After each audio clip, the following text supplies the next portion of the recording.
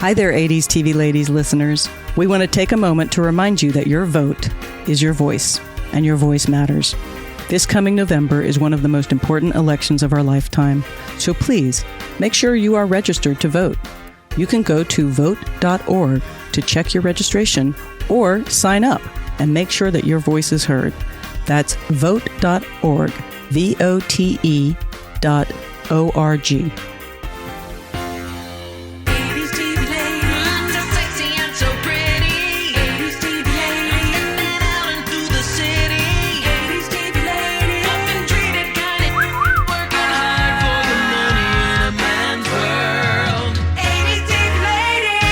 Hello, everyone. Welcome to 80s TV Ladies. I'm Susan Lambert-Haddam, and I'm super nerdball excited today.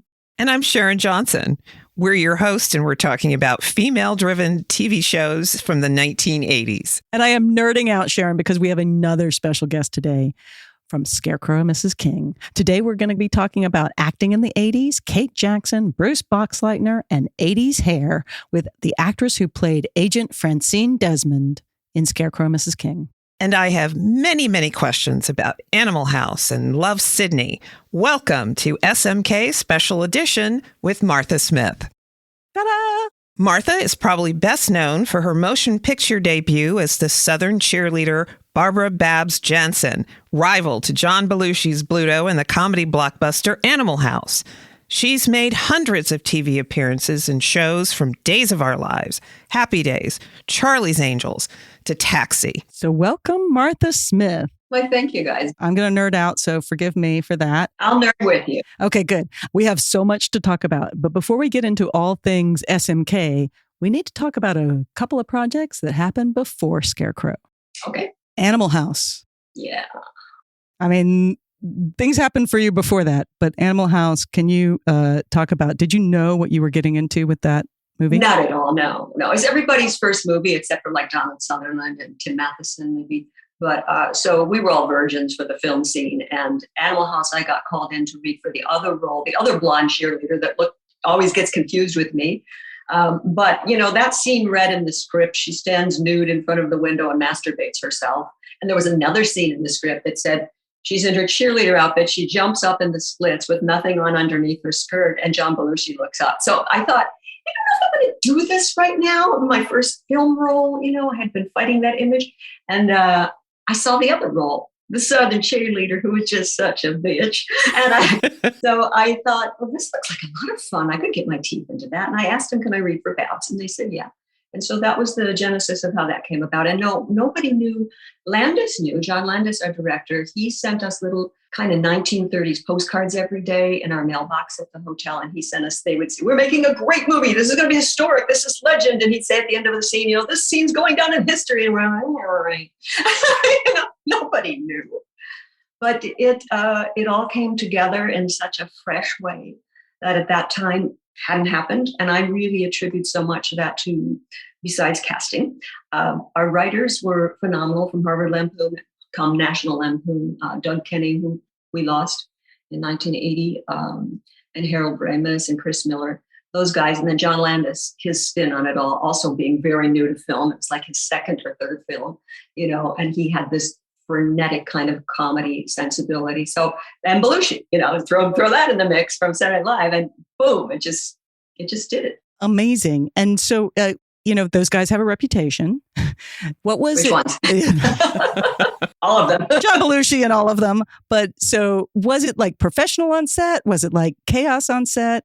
Well, there was a kind of organized chaos for the comedy to spin. John Landis is a character who you can tell in his films, he is operating at a different hyper speed than everybody else. So he's like, be funny, do this now, we're throwing this. He's really on top of the rhythm. But that was the chaos. The chaos was nothing to do with John Belushi. John Belushi was a totally professional actor, always on time, always there, did his role, knew what to do, very funny, very kind. And I loved working with him. I didn't see drugs. I'm sure I'm not naive. I know seeing the stories and read the books and all of that. And I know how he died. But for his filming on the set of our movie, he was there as an actor, I went to a party at his house. And even then, I didn't, it was a brunch. I didn't see anything. We all went to a party. And I don't know. It's just something that was separate. What a phenomenal talent. And it's so funny how many 6 degrees of separation there are, because Eugenia Ross Lemming started with John Belushi in Second City. So we talked to her, last week. And Kevin Bacon, throw him in too. I know. There you go. Everybody's connected everywhere around the world. Melissa has a question. No, I have a connection to both Tim Matheson and Harold Ramis. Okay. Rest in peace, Harold Ramis. Yes. He was great to work with. I worked with him. Yeah. He was directing a TV movie that I was working on. Yeah. You were working on. What do you remember what the name of it was? No, it was, but it was really fun working with him. He seemed like a sweetheart. Yeah. So Melissa was in camera work for many a decade. Oh, good. Yeah. Matheson directed Without a Trace. Okay. All right. Tim's great. Yeah. Tim, what an otter. What a wonderful otter. He's a gynecologist now. Beverly Hills. And I have a good friend who was an extra on Animal House. He was in the scene near the opening of the movie where there's a party at the frat house. And what's hilarious about Dennis is being able to see him on screen is he's wearing this yellow sweater. And I remember the yellow sweater. Do you really? I think I do. Yes, because that's a great scene. I'm in that scene. So you see him sitting over in the corner somewhere with some people, and then they cut away to looking at the other direction. There he is going out the door. So throughout the entirety of the scene, you see that. But he's also in the scene where the pledges are being rousted out of bed and they're lined up, and he's in that. He's one of the guys in that as well. And I was just telling them recently that when he was shooting it, he was a freshman at OU, and one day found a couch to sit on to do some reading for a class, and here comes John Belushi and sits down, and they proceed to have a lovely conversation for about an hour. So had nothing but great things to say about him, which echoes exactly what you were saying as well. And I hate what happens posthumously when they take pots at these people, and everybody's got flaws, but they'll take them, magnify them, make them uber dramatic, like some sort of novella, which they're doing right now with Hefner. And it really bothers me when the dead person isn't there to defend themselves, and people go in for this kill, Everybody's not one thing. So, So let's talk about your Playboy time, because that was a big breakthrough. There's a good segue. You brought it up. Let's go. But I mean, come on, you're from Midwest, right? You're young. Were you trying to be an actress and a model? No, that was the least thing in my mind, honestly. I wanted to be a shrink. I wanted to be a psychologist. And actually, I had been accepted to a community college at a very young age, but they told me that they discouraged me from going. I was going to major in psychology. They said, you're going to, not socially, it's not good for you. It'll kill your passion for psychology. And so I went and worked in a mental institution instead at that time as a very young person in an extremely regressed ward. But I saw later on the similarities between, acting and psychology and all of these other ologies that you just take your character apart. I wanted to be a professional. I was in that era where that was what I was going to do, but didn't get a full college education. So my next goal was to get out of the house and to move into my own place very young and get a little money to put down on rent. And I took up modeling because my sister was a model, and she had been in Playboy before me. She had been the top half of A Rare Bird. You probably remember that. I don't, but I'm going to go look it up. But it was just one of those, exotic pictures. And so she kind of broken the ice for the family, which is a very conservative family from the Midwest, like you say. So I was modeling in Detroit, when you're a model, you're actually modeling for cars and windshield washer wipers and generators and engines, and very glamorous work. So I was modeling for Ford Motor Company, doing a brochure for the new cars. And a guy walked in and said he was a talent scout for Hefner. And he was, in fact, he wasn't lying. Go figure. In those days, people really were. And he gets a little kickback for anybody who gets accepted, right? And he said, would you be interested in shooting some pictures? I said, okay, why not? I'm thinking rent money. And we shot the pictures. They went to Chicago. They called me in immediately to fly in to shoot. And then they accepted me after the test shoot. And I think this was like just a few months before, how publishing is. There's that lead time, right? They had to throw out another person who was scheduled for my month, which was July, and put me in really fast because they were excited about it, right? Because it was a really good shoot. So That's what happened. That all happened really fast. They hand you this contract and just say, sign here while you're shooting. Okay, I'll sign. I'm just a teenager. I don't know anything about contracts. So that's what happens there. And that part of it is true. You do get kind of wrangled into a lifetime in perpetuity contract for all media ever invented in the future of the universe. Yeah, every picture you take, everything you shoot ends up somewhere, anytime. You sign up on it. Wow. So I was really young. I got my rent money. You got your rent. You made rent. I did. And still didn't want to be an actress. I mean, I had studied a bit, but mostly more from the theatrical side. And that was just kind of an anomaly. But they put me on the road for like 5 or 6 years. A lot of travel. I was representing the magazine for meet and greets and the press and things like that, openings of whatever. And so that they liked that I could walk and talk at the same time. As you can see, Chatty Cathy's going. And so that became a lot of travel and brought me to LA quite a few times, which I decided I'd move out here. And then everything else happened by accident, honestly. Well, it's beautiful weather out here. So that's... Yeah, you're here too, right? I am here too. And Georgia isn't terrible weather. It's beautiful weather too. But I love the snow. Yeah. To visit.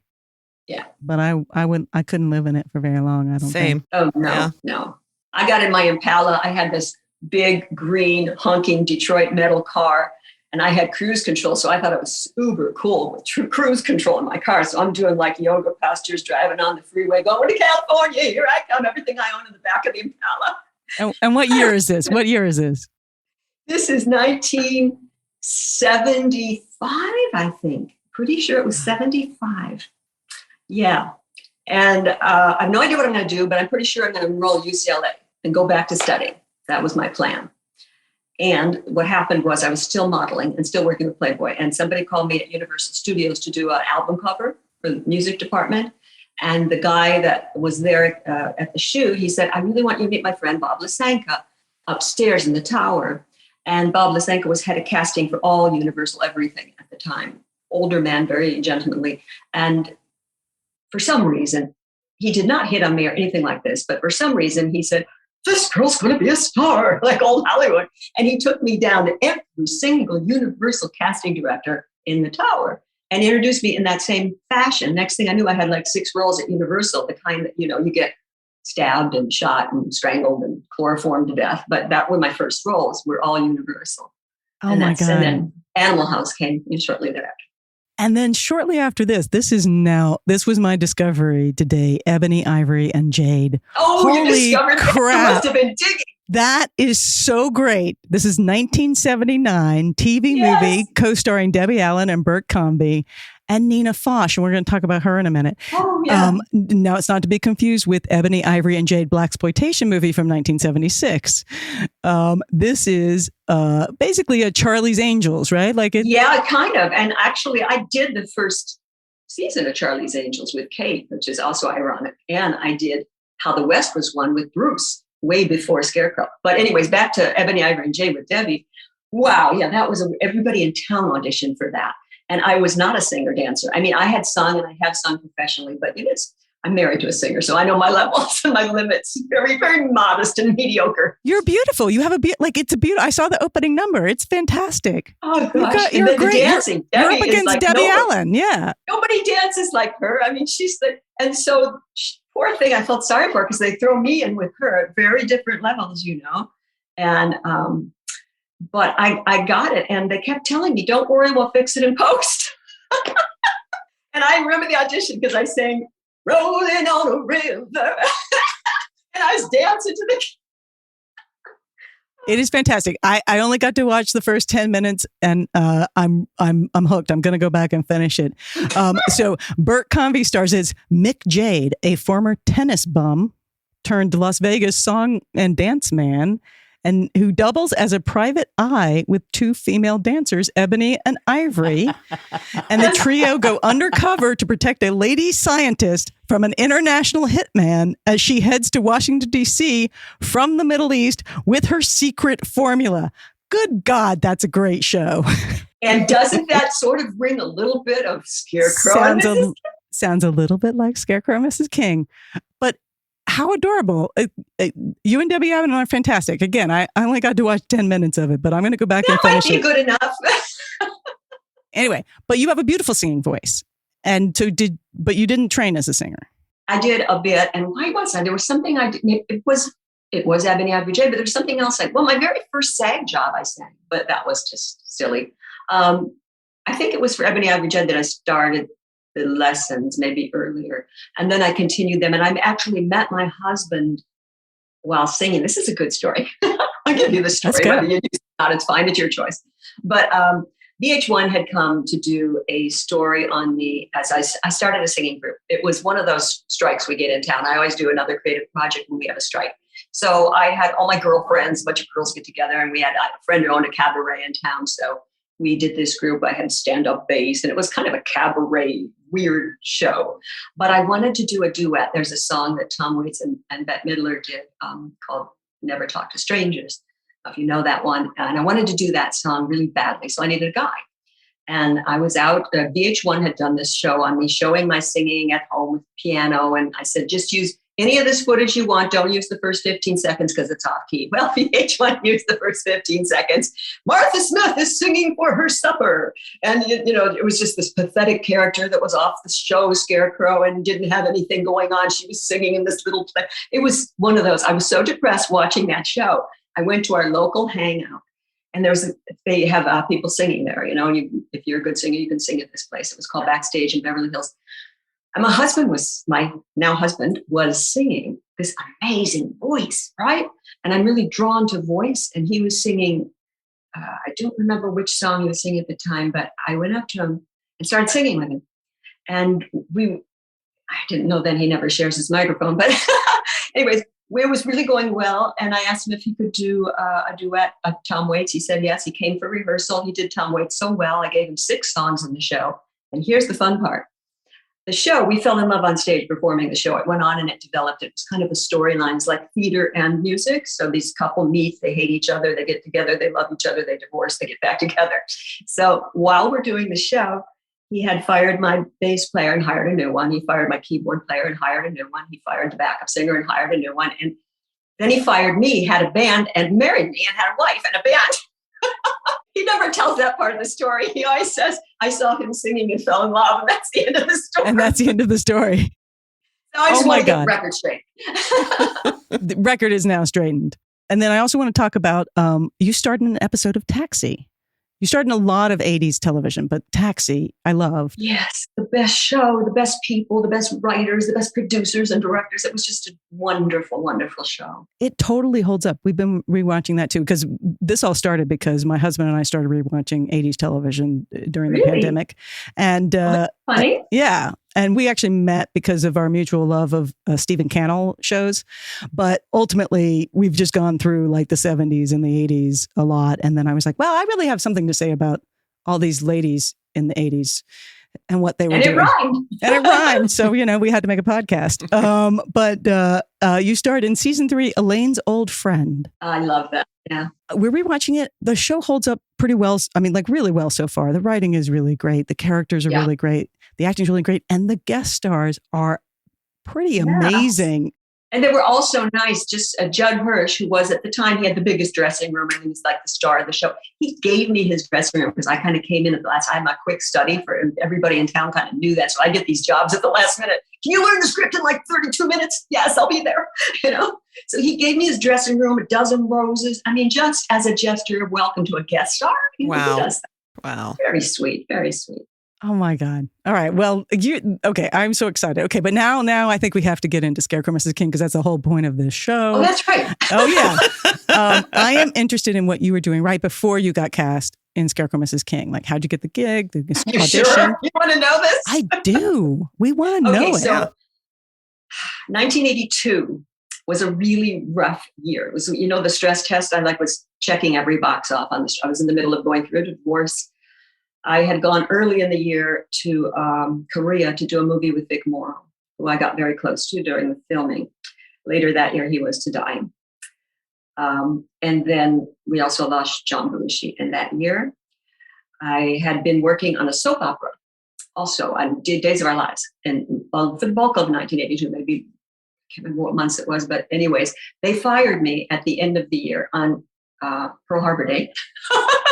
They dropped the bomb on me. They fired me very unceremoniously, I will say. And it was good, though, because I was playing this like crying surgeon that was always killing my patients. One of them was my husband, Oops. So I called her Sandy Oops Horton, Dr. Sandy Horton. And 2 days later, after they fired me, it turned out to be a good thing, which happens in life so often. I went for Tony Randall over at Warner Brothers. This is how it ties in. Tony Randall was looking for a brand new lead on his show, which was Love, Sydney. If you're familiar with that. Yes. That was the only American TV show to star a closeted gay man. And yet, because at the time, this was, again, the 80s, so there was the special interests that were trying to get the show not to do that. And so they had to dance very carefully. And they brought me in as his first female love interest. And this was the first time they were going to really share with the audience that he was actually a gay man. And I think this Love, Sydney was taken from a movie of the same name. I'm positive about that, where he actually was gay. They were allowed to do that in movies, but TV was different because you had sponsors and commercials.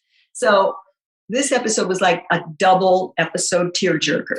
And it's a sitcom, right? But they wanted to introduce this character. My character has no idea he's gay, and why is he rejecting me? We fall in love. And it's this really beautifully written. And meanwhile, what happened was the president of Warner's TV came to our taping, and he was very impressed with my work. Now, my work was really good because I had been going through the divorce, had the deaths, and the being fired, and all these things that had just happened. So the tears were coming very naturally on a little bit of method going on there. And he made note, and it was shortly thereafter, like the next month, that the Scarecrow script came around. And it was 3 years later that I found out that he had shepherded me into that role and championed me. Now, he said he didn't have to, twist any arms or anything, but he wanted to make sure that I got the proper attention because he'd seen my work and liked it so much. Because I did comedy and drama in that particular show. Now, Love, Sydney did not get picked up for another season, unfortunately, because I was real excited to work with Tony Randall. Yeah. But then again, how that all works out, along comes Scarecrow. Then along comes Scarecrow. Along comes Scarecrow. And so you had worked with Bruce and Kate before that. Yeah, very small roles. Yeah. And so when you went in, did you know who was going to be starring in it, or was it still all unknown? For me, for my readings, and I had 3 auditions, it was only called the Secret Kate Jackson Project, and everything was very hush-hush. So yeah, just like Scarecrow, right? And they wouldn't give me the script. They just gave me the sides. So I just had my scenes. So I was kind of hard to put together who everybody was. But I knew Kate. I didn't know Bruce. I don't even know if Bruce was brought on at my first interview. I went to read for Eugenie Russ with me, for Mary Hartman and Brad Buckner. And Eugenie read Kate's role. And we did a couple of scenes. And in those scenes, I noticed, because at the time I had this photographic memory, so I know everybody's lines in every script. So I noticed she was changing the lines a lot. And I'm thinking, well, that's weird. Maybe she's just like watching me and not looking at her script or something. And I just improv and did it. Second call back, same thing. Eugenie changing the lines again. I'm like, okay, but it went really well. And the laughs were in the right place because it was a comedic foil. And then I found out later about her Second City background and all of that. I knew about Mary Hartman, but I didn't know. And I found out later also that on Scarecrow, we had to very, very, very often work improv. Scripts were changed frequently, like while you're walking onto the set, while the camera's action. Oh my gosh. So you had to think on your feet. And I think, I'm not positive, but I'm pretty sure that's sort of what they were testing. Got down to 3 people for the screen test. Do you know who the other 2 were? No, they were very beautiful. They were blonde. And we were all in the hallway together and not looking at each other, not talking to each other. But in those days, they had the final screen test in just like an office room. And I was the third one of the 3 to go in, and I could hear the 2 before me in their reading. Oh my. And I kind of knew at that point, because there is certain comedic snap to Francine that has to be really crisp. And the scenes they were doing, I just sort of knew I could have fun with that. And I went in the third knowing, this is going to be fun. And I got it. I was so excited. Oh my God. So you're excited. So you're shooting a pilot, But like in some ways, like was Ebony, Ivory, and Jade a backdoor pilot? Do you think? Were they thinking of making a show? That was a pilot. That was a pilot. Yeah, I did quite a few pilots, it seems, that didn't get sold. So that the producers said, if it sells, we're all happy. If it doesn't sell, you get the gowns. I don't know if you saw the sequin gowns we wore in the Las Vegas show at the Aladdin. So I've still got that gown. You still got the gown. Oh, wow. They were fabulous gowns. Again, that opening sequence, very impressive. Yeah. But all right, so you get the pilot and then they shot the pilot in DC. You guys shot the pilot in DC. Did you go to DC? No, I didn't go to DC. They shot a lot of external and filler stuff in DC with Kate and Bruce, but none of us went to DC. I don't think Billy Melrose, I don't think he went either. I'm not sure. But no, I didn't go to DC. The pilot, let's see, we did the pilot in March, and then I got in a big motorcycle accident. Oh, no. And because they were having the big gala event that the networks have to show all the affiliates around the country. It's called the O&O event, the black tie thing. So I was in crutches and a big cast for that because I just gotten in a motorcycle accident. So I had to hobble across the stage with all the new stars for CBS. They weren't real happy about that, I don't think. And then I went on tour with Rod Stewart because we had a few months between, and that's another story. And then we came back and did, then we came back to do. It got sold right away after it was shown to the network. It got picked up for 13 and we started filming. I do want to come back to the Rod Stewart story that's for a second, because that's hard to pass up. You went on tour with Rod Stewart. Body Wishes tour, yeah. I was good friends with Rita Wilson at the time, and she'd been studying in Europe. I believe that's what was going on. I decided to go to Paris. Because, we were in between the pilot. You got 3 months between the pilot and the shoot date. So I knew I had all this time. So once my leg healed, then I could walk again and dance. I went to Paris. And the first night I went to La Coupole, which is a big, huge 1927 Rue Montparnasse restaurant, enormous restaurant.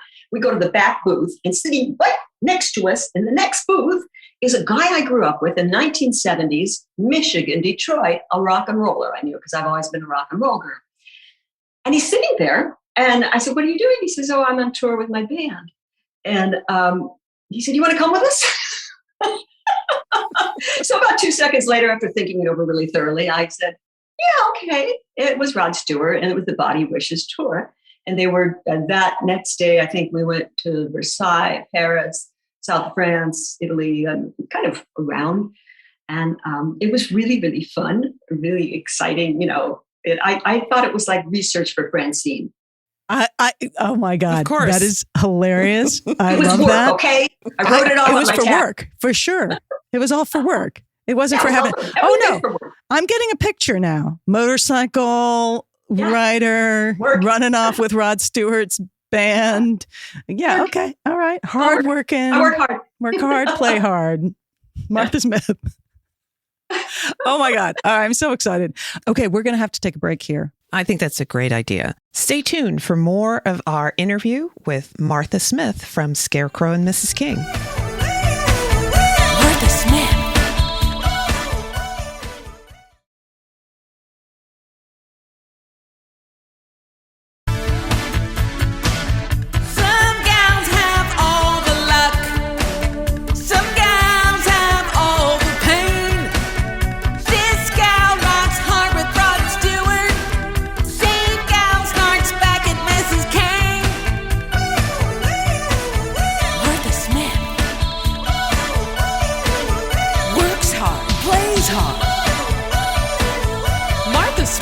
Martha Smith. All right. And we're back. Welcome back to part 2 of our interview with Martha Smith from Scarecrow and Mrs. King. This is 80s TV Ladies. And so suddenly you're on a hit show that's running, and you have 13 episodes. And mind you, I had just been divorced, kicked out of my house. I had 6 days I got the show 6 days after I moved into a new place. I had to grab a roommate, find something, move all the boxes. And that all happened.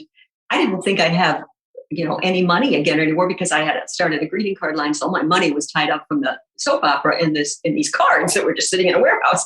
And it was 6 days and I had that. So then it becomes a hit. You imagine this like cascading good luck that I got. Thank you. And so we sort of mentioned when we were exchanging emails that the Francine that Eugenie Ross Lemming and Brad Buckner created was the Francine you liked the most. Yes, and that's just personal because that's just, I love satire and I love comedy. Those are the things I love. Those guys did it great. They knew it. That was their genre.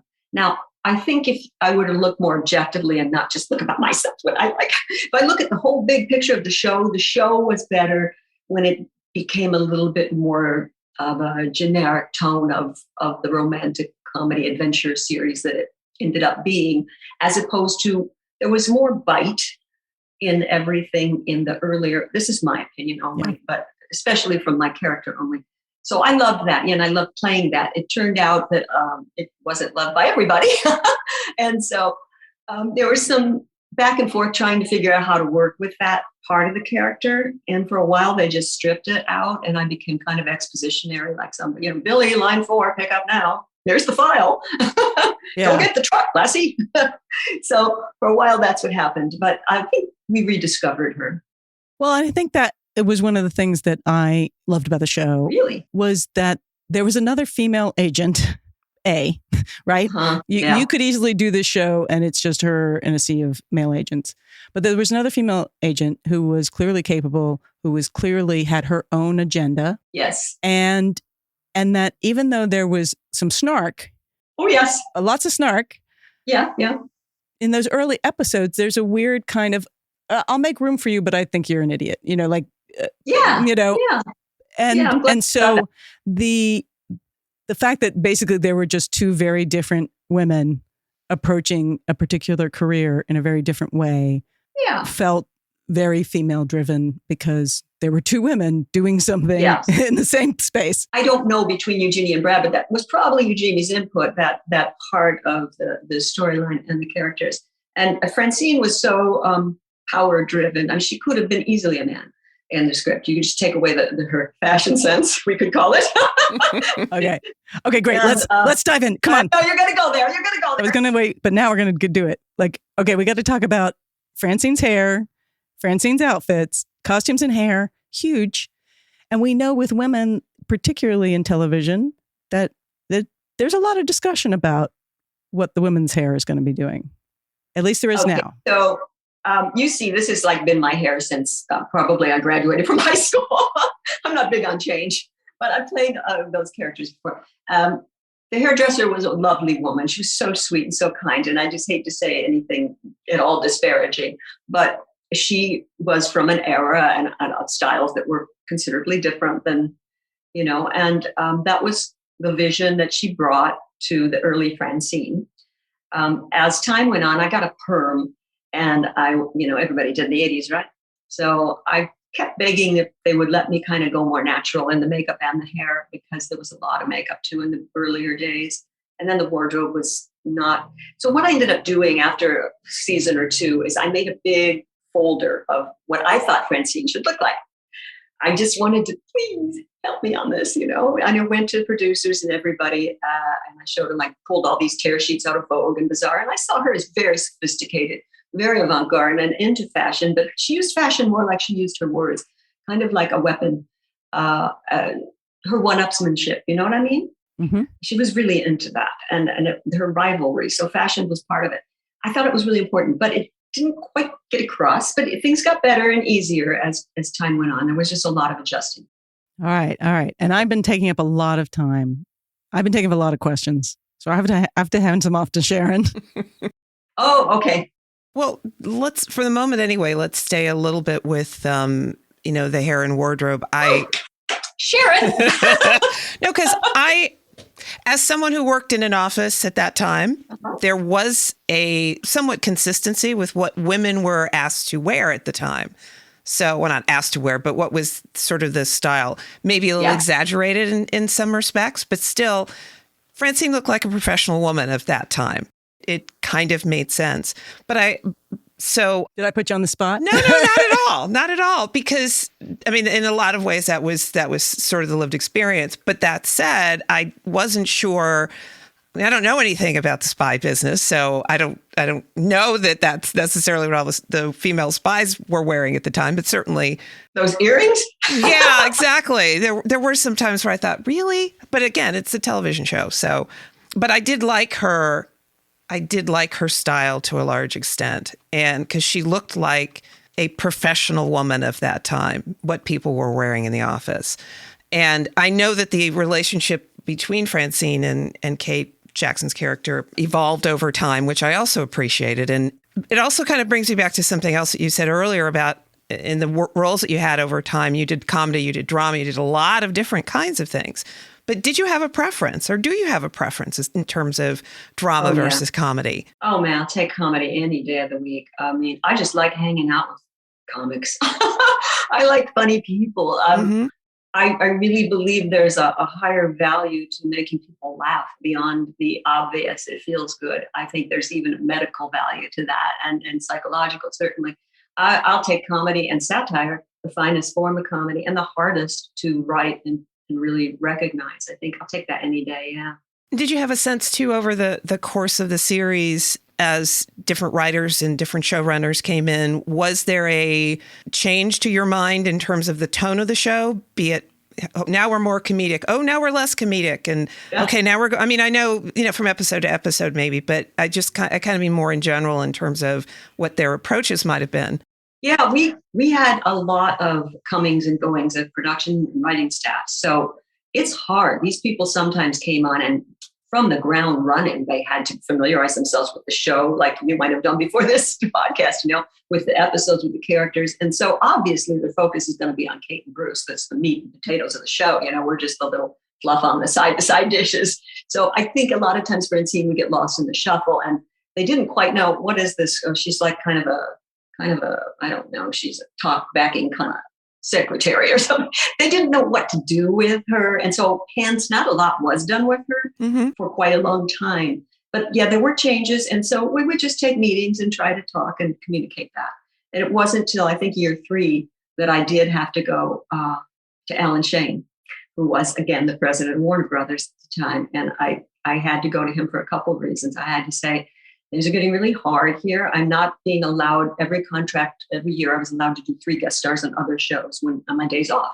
Nobody was letting me do those guest stars. And I kept getting offers and having to turn them down. And at the time I was saying again, Billy, hurry, the truck's coming. I was not doing much. I was sitting in my trailer. And so I had to go to him to ask if my contract would be honored and if I could maybe get my character closer to some semblance of what it originally was created, just those kind of things, a little discussion. He was so nice. And that's when he told me about the Love Sydney and all of that. So I didn't know that for years. He, by the way, is 96 now. Oh, wow. And still active. And he wrote a book called Double Life, that he was a closeted gay himself in early Hollywood.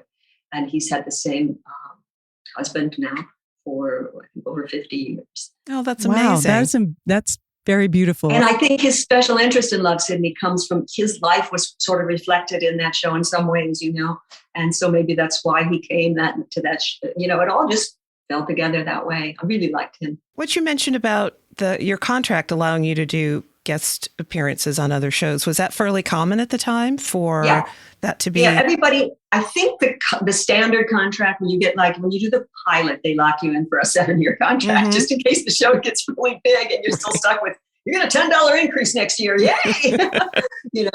So in that contract, you have these, I think it was 3 outs per year to do other, and I've been even asked by the network to do, I used to do a lot of the on-camera reality stuff. So they wanted me to host parades like the Christmas parade, the Macy's, that kind of stuff. I had to turn those down. Oh, wow. And it wasn't like I was carrying a big storyline. I just wasn't being allowed out. I'm not even sure why or who, but it was difficult. And because I wasn't being creative on the show so much then, I wanted to do something where I could play another character or play a character, I'm fascinated by when women get to be in scenes together that aren't, about men. So there were a couple episodes where Francine and Amanda get to work together, and the maid one. I love the maid. That's my favorite. It's adorable. You guys are fantastic together. You're really funny together. It's wonderful. I think Francine gets to be very Francine, and Amanda gets to be very Amanda. and yet you sort of both kind of win, right? So it's to me, it was one of the the stronger episodes of that season. Do you know what season that was? Was that 2? I'm curious because that was a really nice kind of forming a relationship with Amanda and Francine there, and that was so fun to shoot. She was great. She really was wonderful. You tell her she did a great job.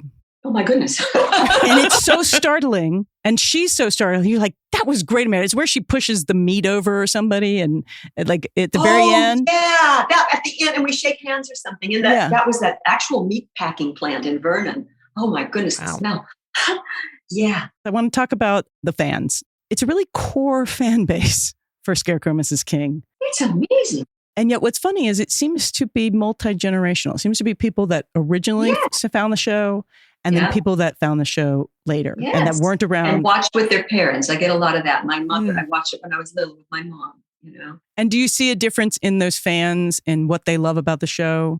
I am always kind of confused about no, honestly. I mean, I think it's a great show and all, but they're so avid and they're very smart, our fans. And they know, like I say, they kind of memorize everything.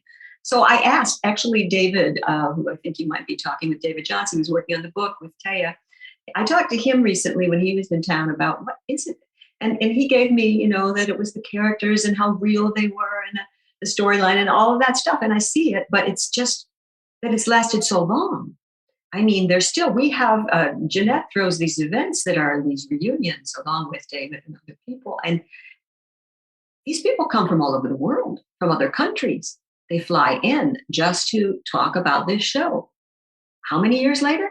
Well, I think that's something sort of unique to television because, it comes into your house every week and you watch it and you, as you said, fall in love with the characters and then there are reruns and you can watch them over again. And there's so much content and it's also something that everybody else can watch. Everybody else, and when the internet allows you to make it easy to find other people who share your love of something, I think it's, I know that all sorts of content has all sorts of fan bases, but I think the television fan bases are very unique in that way. Yeah. And I think there was a warmth in the relationship, certainly with Kate and Bruce, that kept them coming back for more as they kind of teased that relationship along, slowly hinted and, played with the audience a little bit with that. I think that kept them coming. But I think it's also the relationships that Amanda had, that everybody had between them. It really was a good team. Yeah. For all of the ups and downs and back and forth, it's a good team that ultimately does work really well together. Yeah. And it definitely, the first season felt a little bit more like an ensemble show, and then it does sort of become, not that it's not about Bruce and Kate because. It's Scarecrow Mrs. King, but it felt more ensemble in the first season. It felt like there was more time spent in the spy world of spies, trying to figure it out. And yet the later seasons feel very Casey, right? They feel very case of the week. Right. And more concentrated on that and more serious. So I'm curious about, because there was a big upheaval in the middle of the season 1. Where Eugenie Ross Lemming and Brad Buckner left the show. And Juanita Bartlett came on. Can you talk about that at all? Do you have memories of that time, what it felt like? I am usually the last person on a set or on a job or anywhere to hear like the scoop. I'm always the one person. I don't know what it is about me, but I am literally always the last person. Really? That's what happened? So I just knew that, they had gone rather quickly. And Juanita had a real different flavor, but she had a really literary background, quite different in terms of tone. But I liked that she was strongly based from publishing background and whatnot. And I enjoyed her work, her scripts, and still Francine was different, but interesting. It didn't feel diluted or anything. Just a little different shade from my point of view. There was. Every set is difficult, and ours had its difficulties. So I don't really want to go into it, but I'm telling you, I was always happy. I was every time I drive onto that lot and say hi to that guard gate and see my name on that parking spot at stage 24, I was a happy camper, and I had no problems on set or anything. I found it all just a great experience, really. And so Bruce Boxleitner and you guys are still in touch. You still show up at the reunions. Yeah, those reunions every now and then we'll see them. And Bruce and I have maintained the same sort of antagonistic relationship with each other, but it's just kind of a faux antagonism. It's really sort of like brother and sister bickering at each other. He always sees me for some reason as this like wild liberal. And so he says, I don't want to talk about any politics. Neither do I. Really. Now, Bruce, I don't want to talk about any horses. Okay, let's get this straight. It was that it was that motorcycle accident that he's like, oh, she's off with Bruce, the rock stars. Yes. Bruce always made fun of the man I was dating, and now that I look back, he was probably right. But he was always had something to say. And he calls you Chatty Cathy. He does. Isn't that endearing? I heard a little Francine in that come back. And so you got to work a little bit with Beverly Garland, more in the early seasons. How was that? How was she? I almost never got to work with her, actually. A little bit here and there. Yeah, like in the pilot, I think. And then, of course, it's Magda. But Beverly, I adored. I just loved her. Her birthday was one day off from mine. So we always had a mutual birthday cake celebration and stuff.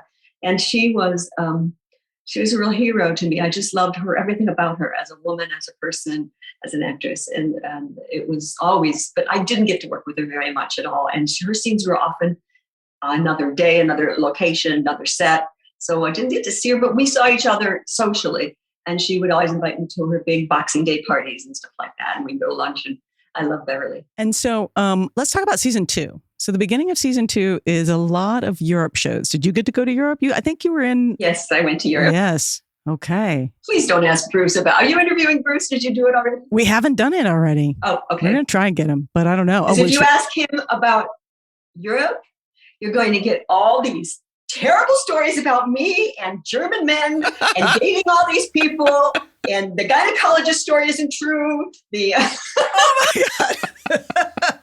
You're going to hear stories from Bruce, okay? You just tell them you'd rather not discuss those things. They're very private. They're very private. I only want to hear about Rod Stewart. Yeah. And so I think it's interesting when, you look at Remington and you look at Scarecrow in particular, because there's sort of two sides of a coin, and moonlighting being sort of the third side of that coin, because, coins have three sides. But it was the beginning of, and Cheers being part of that. It was a real exploration of power in relationships and like, I'm attracted to you, but I also need to be my own person. Mm-hmm. Yeah, you noticed Francine never had a boyfriend until like the last season. I know. And so, and again, but Francine was having a life, right? Yeah. Big She was like, life. I'm going embassy parties. I need to meet the prince of, whomever. I did like that about Francine. Francine was very clear about what she wanted. That was very clear. Clear and unapologetic. She was not apologetic about what she wanted and what she was doing and how she was doing it. And I like that a lot about her too. Oh, thank you. Thank you. Francine appreciates that. I had decided that Francine was a daddy's girl, and daddy was extremely ambitious and wanted her to strive to attain the same sorts of standards. And so their competitiveness came out of just her hardwiring. She couldn't really do anything about it. And so she just accepted it. And that was her life. She just needed to always get further, succeed, climb that ladder and get to the top of everything. And nothing was going to get in her way. And so what were some of your favorite, most memorable episodes for Francine? Oh, definitely Life at the Party, which is what I call Maids. But anytime I could go undercover, I loved anytime I could speak different languages. And like we had the Afghanistan kidnapping episode. Yeah. I got to wear no makeup and my natural hair in that one when I got kidnapped, because I was supposed to be I was so happy. That was what I looked like in those days. Nobody knew what I looked like. People would come to interview at my home and they'd go, Francine? And Magda was fun. Magda Petrak from Hungary, of course. I got to do that twice. So that was fun because that nice dark wig and the Jackie O look. I think that one of my favorite Francine and Amanda scenes was, I think, early in season 4, when it really became apparent to everybody else that Amanda and Lee were seeing each other outside the office, if you will. And Francine said to her, "Are you sure?" Because of the way that this could complicate things, complicate your life. And it didn't come across as anything other than concern for Amanda, as far as I was concerned. Oh. It wasn't catty. It wasn't jealousy. It was just, have you thought about all the ramifications of this? And are you sure you really want to do this? And I really appreciated that. And I don't remember that. They must have cut out the catty part. Always on the editing room floor. But see, I never really saw Francine as, she may have been snarky, but she wasn't catty. That's true. It was more that she just had a hard time understanding how and why this person who wasn't trained and hadn't gone through the things that Francine had gone through was getting the opportunities that she was getting. But it never came across as anything other than that. It wasn't personal. It wasn't jealousy. It wasn't, she wasn't trying to undermine her in any way, which I thought was great. Do you remember the scene that we had, Kate and I, in the freezer? Yes. I love that scene. That was one where we could establish relationship. We didn't get a lot of opportunities in the script to do that, but there's so much action too going on. But that one was, really you got to see into where they were coming from and intertwine their own needs, kind of that was interesting and fun. And that was another one of those that was actually rewritten as you're walking onto the set. Okay. So let's... And so what was happening that was creating that? Was that just the writers were doing that, or was Network it? Do you know why you were doing stuff? Network was never really around to make those kind of notes. That was just Kate was very specific about what she wanted. It was partially her show. Her production company owned part of that show, a good part of it. And she really knew what she wanted. And if it wasn't what she wanted, she would make those adjustments, So like I said, we all kept on our toes and it was for the better. She would make the scene better. And I love, again, that is the charm of the show. The show survives, I think, and maintains its charm because of the relationships in the show. Those little moments, the moments between Francine and Amanda, the moments obviously between Amanda and Scarecrow and Lee Stetson, and even the Mel Stewart, like it's just a very charming show. Mm-hmm. That's a good word for it. Yeah. It has a lot of charm, and it's the kind of show that doesn't really get made as much anymore, which is sort of an action comedy show. We can see that in movies, but we take our spying really seriously now. Yeah, no, I think it's too innocent also yes, to be made today. It doesn't have the edges, even with Francine or without. It doesn't have today's elements, I don't think. But yet people, like I say, these fans are still watching it like on their old DVDs and things. So I do want to ask you about season 3. Kate Jackson directed a couple episodes, the only female director on the show. Mm-hmm. How was that? How were those shows? And did that change anything for Francine and for you as an actress? I don't think it did. No. I mean, she obviously knew the show better than anybody back in her hands. So those went well. And then, of course, the episode titles, I never remember those either. I have my own names for all of them, The other thing is that I think there was a couple episodes where Kate Jackson had to leave. So there's a tennis episode that I think seems to have been written for, yes. Lee and Amanda. Yeah, well, you picked that up. Yeah. Good. You're not supposed to have been able to see that. Well, Playing for Keeps is the tennis episode. Yeah. Tennis. Yeah. Was that a last minute? Did you remember that episode? And do you remember being like, okay, Francine's being called up to the show? Yeah. Yes, I do remember. I remember actually on the set being handed the script, and all they kind of did was cross out, Amanda and put Francine. I remember talking, I think it was to the AD who had his walkie-talkie on at the time with production office. And I remember saying, Amanda and Francine are like really different kinds of characters, and you can't just really give me this dialogue. And the producer didn't know that I was listening on the other end and said, she got a problem with that. I'm a leaper. I'm always like really, diplomatic about things. And I'm just saying, it's not that I have a problem. It's just that they're really different characters.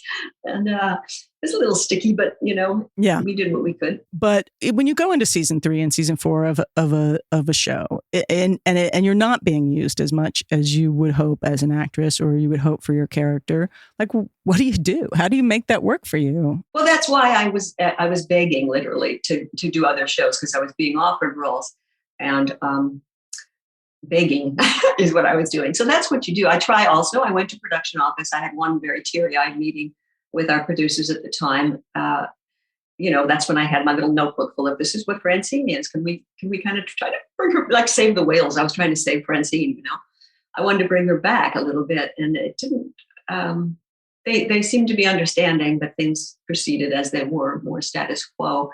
And I was getting the feeling also that, I don't know, I never took it for granted. I was always extremely grateful. I'm telling you, literally every time I drove onto the lot, it was just like, this is a wonderful, wonderful gift.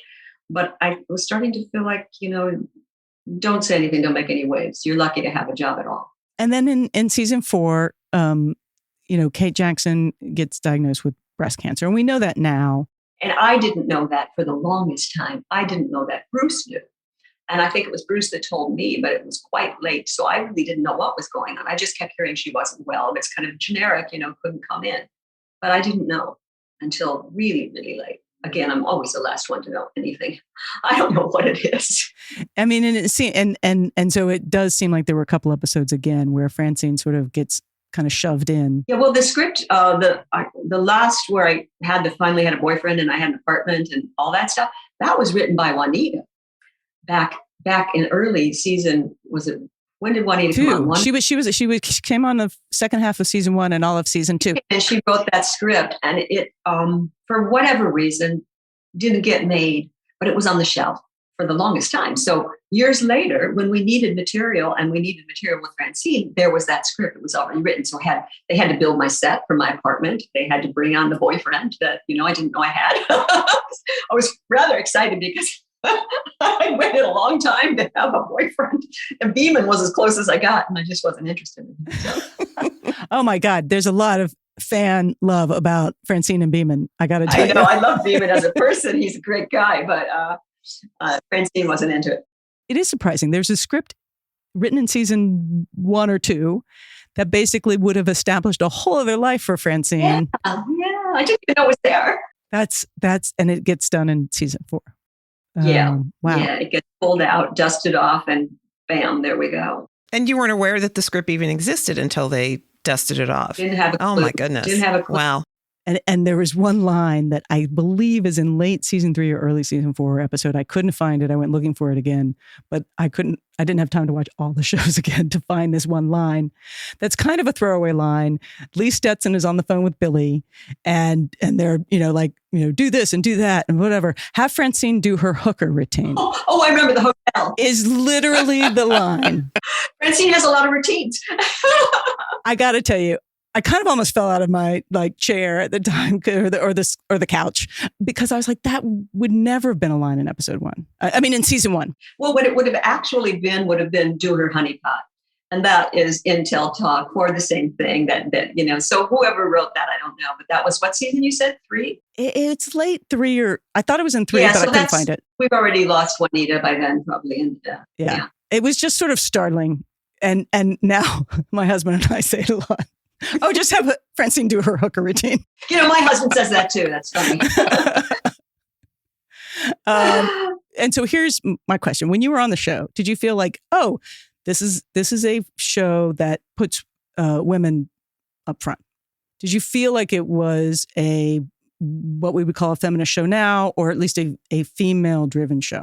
I think it was right in the target of the time in terms of that, because I was that age where, when I grew up in this very traditional family with a mother who stayed home and a father who worked, all I wanted was to be a professional, because I was in that era, right, where that was sort of being first introduced, and it sounded very exciting to me. So all I wanted to do was, and so Francine also, and then Amanda even also, maybe later and maybe in her own way. But I think that now this is, 80s, and I was growing up more. I was born in the 50s, so, see that difference in time. But I didn't start thinking about those things until being of age to work. So I don't know about, I don't think it was ahead of the game or behind the game, actually. I think it was kind of right there where it should be at that time. And Francine, like I said, Francine could have easily been a male character. And she wasn't. She was that combination of, she was very yang, she was that combination of energies that was definitely, it was career, it was power, it was the whole 9 yards. And again, as a counterpoint, Remington Steele, Laura Holt is way more Francine than she is Amanda King, right? Okay. We're about to look, we're going to look at Remington Steele next, and Laura Holt is all about business and all about this. And then, a man walks in. So it gets a little more complicated. We have a special segment on our show called 90s TV Babies. And it's a younger generation that looks at these shows from a different perspective and talks about them. And I have to say, you're a favorite of theirs in the episodes of Scarecrow Mrs. King, because they're like, the outfits, the hair, the attitude. I know. And they really it does really sort of pop for them. That's good to know. Good to know. I know I did a lot of, also in the 80s, I did a lot of Dick Clark's Pyramid. It's a game show, right? And they have celebrity contestants. Well, Dick Clark and I really got along well, so he would have me on all the time. And on that show, I could dress as myself. So I wore I was Cyndi Lauper, Madonna. I had the lace gloves, the ribbon in the hair, the big shoulders, the big hair, the spiky Rod Stewart hair. There's back to Rod Stewart. And, and the people that go back and watch those now, like on YouTube and whatnot, and you're right, it's all the younger people that say, oh, she was classic 80s. I love it. It's so fun to be historically admired. I just really keep going back to the Life at the Party of the Maids with Kate. That was just when Kate's on a roll and you get to work with her like that with a good script and everything's working right. It's just magic, It's like a band when all the instruments are just kind of in sync with each other, and that really stands out for me a lot as my favorite episode in every way. I mean, just as a viewer and as a participant, And then so season 4 comes and you don't get picked up. You don't get renewed. Actually. Oh. Do tell. I don't know, maybe. Yeah, come on. Some say that we did. And, but it wasn't to be. Is that in the book? Is that what we're getting? You're saving it for the book? No, I don't think I'm not sure. I haven't gotten that part yet. So when you stopped shooting season 4, had it been determined at that point whether or not the show was going to continue? No, we were told we were told that was it, because I remember the last day of shooting, and I was shooting that episode, by the way, that Francine episode with her apartment and her boyfriend. That was, I think, the last one we shot, and I could not say goodbye to everybody. It was too difficult. It was too emotional. I was crying. I would cry thinking about it. Oh, and I drove off, and had my farewells afterwards. But it was really, really sad, because that's 4 years of really intense being with people that many hours a day. When they say it's like a family, it is like a family. Kate had health issues that were priority. And I don't want to say anything that's not, I don't know what's public and what's not. So I'm just saying that was the most important thing. She had to take care of that. And so there was not to be any more. And she had to have surgeries and all sorts of things. It was not easy. And that was Scarecrow Mrs. King. That was the show. So there was no show. There was no show without Kate Jackson. Right.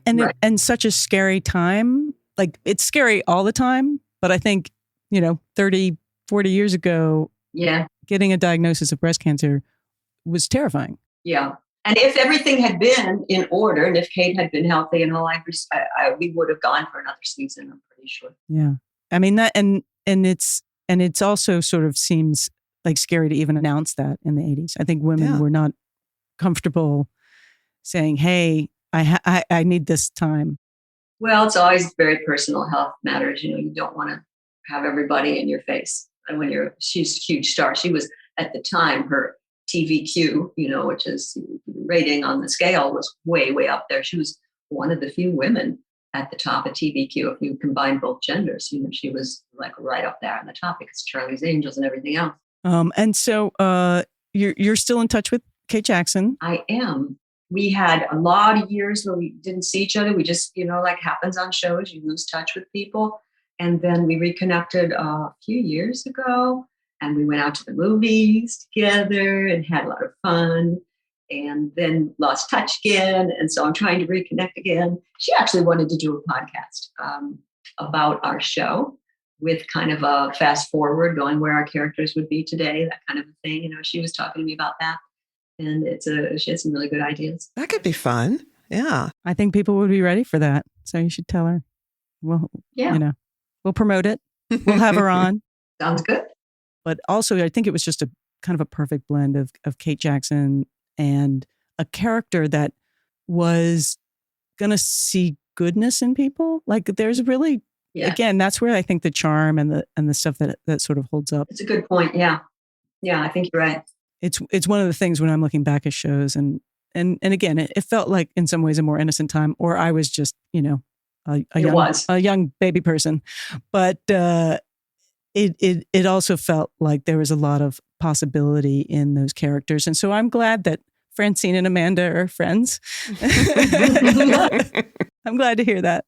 Yes. And I see Bruce every now and then also at the, there's these charity events that Hollywood throws that Bruce goes to. And because every year when they have this event, you have to wear, it's always Western wear. And I, like Francine and me, have zero Western wear. I have like one cowboy hat that just for these events. And then I throw on some high-heeled boots or something. I think this is kind of Western, right? And then Bruce shows up in his full garb, John Wayne look. With so his saddle over his shoulder. Yeah, right. He brings the horse to the parking lot. Yeah. Oh my gosh. All right. And so we're going to get to 3 questions, which is our sort of last wrap up. But what's happening? Oh no! Don't worry. They're easy. They're super easy. You're chatty. You're fine. No, we love chatty. This is a podcast about chatty. Yes. Chatty is great and wonderful. It's a compliment. Okay, I'll take it that way. Oh, sure. When Bruce Boxleitner says it, he's on you. Blabby Bruce. We call him Blabby Bruce. Blabby Bruce. We're happy for chatty. Good. Podcasts love chatty. And, I like women who have something to say.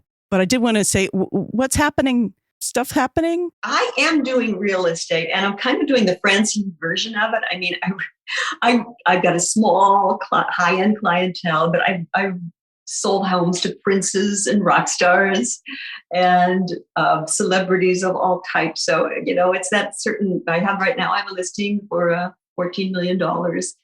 That's really, really beautiful and hoping to sell soon.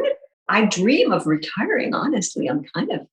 There's a lot of nonprofit work I'm interested in, and I would really like to branch out and do things a little bit more in the meaningful sector. I'm at that point in my life where I want to make my big footprint of meaning on the world. So, all right. Well, keep us posted. Let us know when you're doing your next creative project, because we want to hear that. And sure. And when you're selling something like a $400,000 house.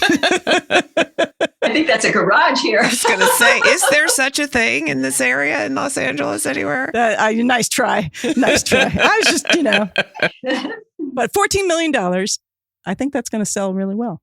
That's for a young professional. That's not the high end yet. That's not the 20 million and up. Oh, they just sold one for like 185 million, in Bel Air. Wow.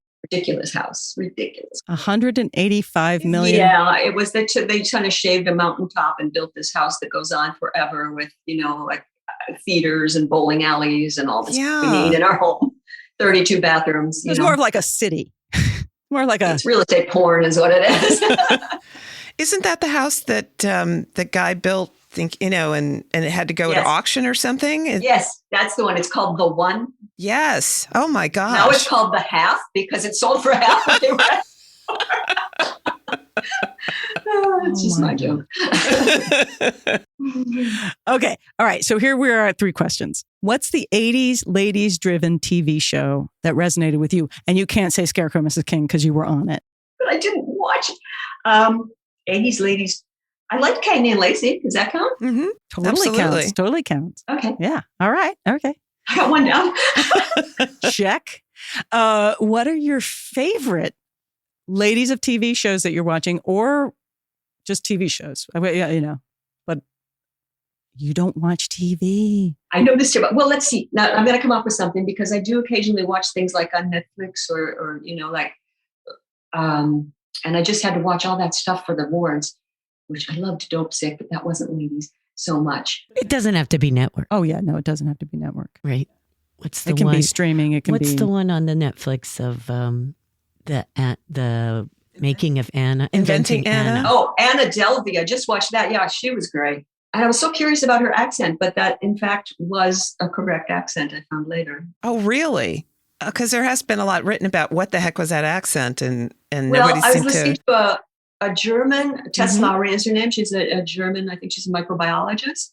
And she had the exact same accent. It was almost like she borrowed it from her. And so I thought, well, this must be a certain part of Germany. Maybe she researched it because it's a rare accent I hadn't heard before. And I'm like an ear for accents. Oh, that's fascinating. Yeah. That's fascinating. Yeah. All right. Final question. Oh, no. Listen, you've already told us like 3 of these. What's the most like television moment or action hero moment or sort of just like one of those moments you're like, this must have been scripted that you've experienced in real life? But you told us like 5 of them. So you could revisit one of them. Oh, wow. Yeah. My whole life has been that way, honestly. I would say maybe Animal House. You know, the way that all came down, probably going for that other role, asking to do Babs, getting Babs, and then all of a sudden the movie blowing up like huge. All of that kind of put together was really sort of like a Hollywood movie, you know, kind of a happening that you don't see in life that much. Yeah. Yeah. Fantastic. Yeah. And I'm super impressed about your ability to advocate at a young age for yourself and for what you wanted. It's pretty amazing when I think about it. Like that you know, or it's like, hey, here, take this role. And you're like, could I have the other one? Yeah. And it was interesting because in those days, when you did Playboy, you had to hide it in Hollywood if you're going to be an actress. And I became an accidental actress because of that thing they told you about. That's another one of those moments, right? But so when I was offered roles like that, nobody knew I was Playmate when I was going on auditions. Nobody in Hollywood. My agent is probably the only one who knew, and I didn't talk about it. And I didn't want anything to kind of reminisce back and show up in Playboy, although they did always say, "Our Martha on Happy Days." You know, they always put some little blurb in the magazine when I would do something. But yeah, I had to be really, really careful. And then flash forward many years later, I'm still not talking about it. And I go on an audition for, I don't remember what it was, a movie. And the character was supposed to have been a Playmate. And I didn't get the role. And the feedback was, we don't buy that she could be a Playmate.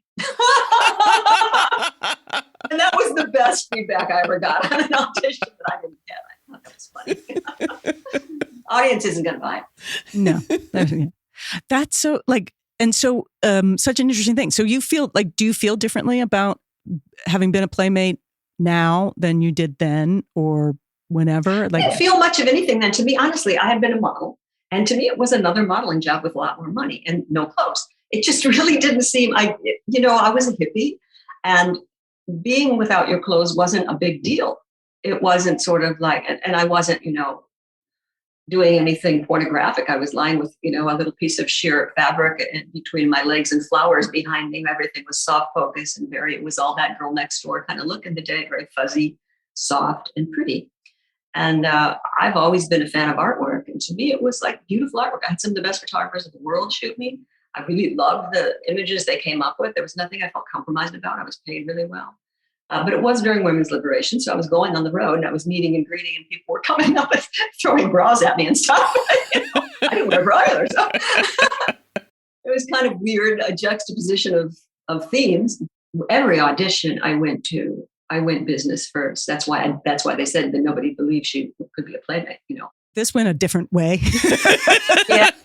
But Sorry, it's good. No, that's fine. You know what? That we're looking at, TV ladies from the 80s, and this was a big part of it, and how women had to navigate a world that was not always welcoming to them, was not always, easy to navigate.